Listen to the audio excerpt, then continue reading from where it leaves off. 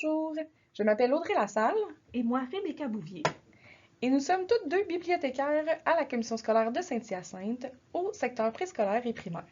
Et nous vous présenterons aujourd'hui comment vous repérer dans la bibliothèque scolaire sans GPS. C'est vrai qu'il peut être intimidant d'aller dans une bibliothèque lorsqu'on ne sait pas comment s'y repérer.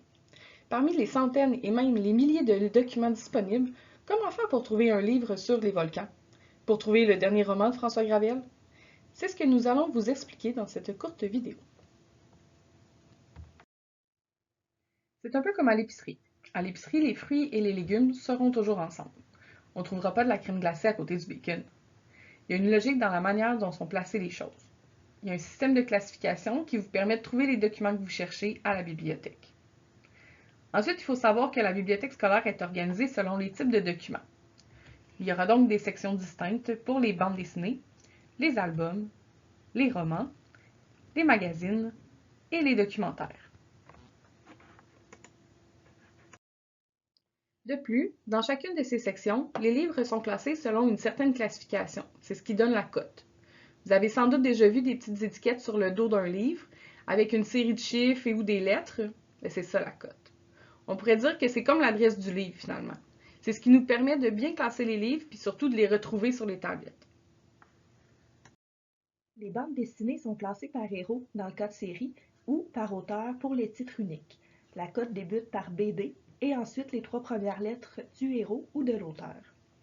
Par exemple, tous les Astérix ont la même cote, soit BD AST. BD pour bande dessinée et AST pour les 3 premières lettres du héros, Astérix dans ce cas-ci.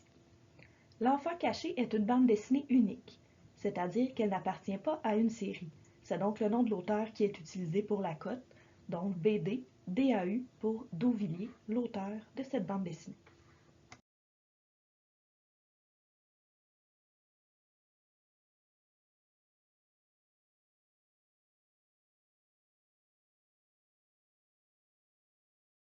Le classement des romans est le même que celui des albums, mais nous ajoutons un R avant les 3 lettres du nom de l'auteur afin d'identifier que le livre est un roman.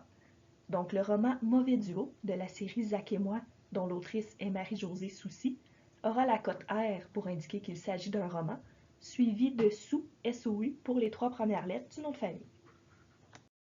Le classement des magazines ou périodiques se fait par ordre alphabétique du titre du magazine. Par exemple, pour le magazine Pomme d'Api Québec, la cote sera POM. Pour les explorateurs, ce sera EXP parce qu'on ne tient pas compte des déterminants dans l'ordre alphabétique. Les documentaires, textes informatifs, sont classés selon la classification décimale de Dewey.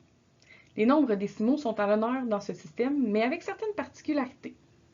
En effet, la virgule est remplacée par un point et il y a toujours 3 chiffres avant le point, de 001 à 999. Cette classification est universelle et on la retrouve dans plusieurs établissements scolaires et bibliothèques municipales à travers le monde. Elle permet d'organiser tout le savoir en 10 grandes classes.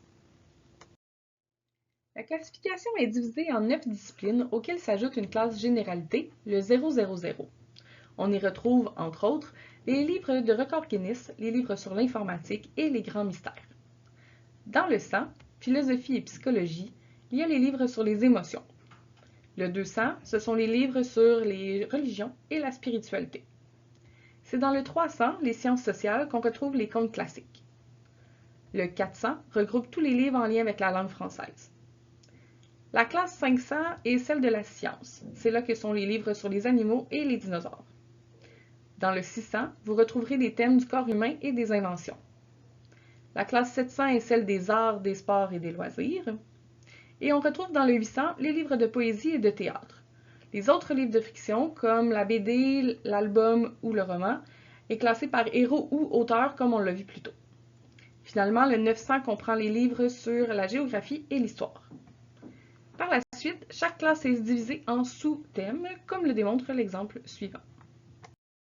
En effet, si je cherche un livre sur la planète Mars, je devrais rechercher sur les rayons un livre dont la cote est 523.43.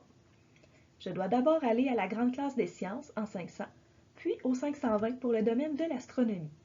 Ensuite, le 523 pour corps et phénomènes célestes particuliers et 523.4 pour les planètes.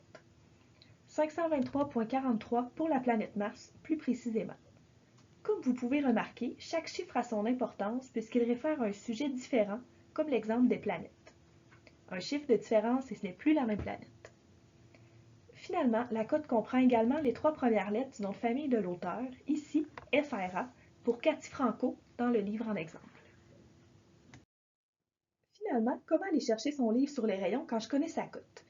Il faut lire les cotes sur les rayons comme l'écriture dans un livre, c'est-à-dire de haut en bas, de gauche à droite, et une étagère à la fois, comme vous pouvez le voir sur l'image. Nous espérons que cette vidéo vous sera utile. N'oubliez pas de consulter votre catalogue en ligne et n'hésitez pas à nous contacter si vous avez des questions. Merci beaucoup de votre écoute.